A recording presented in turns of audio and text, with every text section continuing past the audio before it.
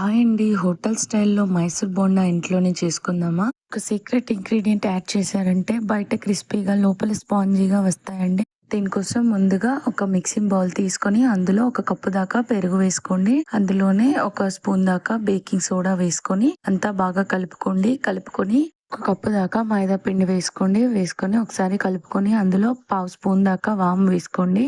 ఇప్పుడు ఇందులో secret ingredient అని చెప్పా కదండి, బియ్యపిండి అండి. అది బియ్యపిండి వేసారంటే ఎంతో క్రిస్పీగా వస్తాయి, లోపల సాఫ్ట్ గా ఉంటాయి. పావు కప్పు దాకా బియ్యపిండి వేసుకొని కలుపుకొని ఒక స్పూన్ సాల్ట్ వేసుకొని అంతా కలిసేలాగా కలుపుకోండి. పిండి అనేది ఇలా వీడియోలో చూపించిన కన్సిస్టెన్సీలో ఉండాలండి.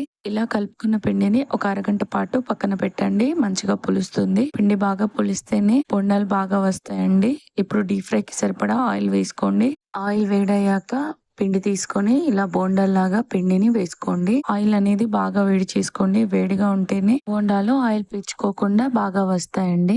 ఫ్లేమ్ కూడా చూసుకోవాలండి. మీడియం ఫ్లేమ్ లోనే ఉంచుకోవాలి. హై ఫ్లేమ్ లో పెడితే మాడిపోతాయి, లోపలంతా పిండిగా ఉంటుంది. ఇలా మీడియం ఫ్లేమ్ లోనే ఉంచి రెండు వైపులా కాల్చుకొని ఒక ప్లేట్లోకి తీసుకొని అల్లం చట్నీతోని పల్లి చట్నీతో సర్వ్ చేసుకోండి. అంతేనండి, ఎంతో టేస్టీ అండ్ క్రిస్పీ బోండాలు అయితే రెడీ అండి. నచ్చితే లైక్ చేయండి, సబ్స్క్రైబ్ చేయండి. Thank you.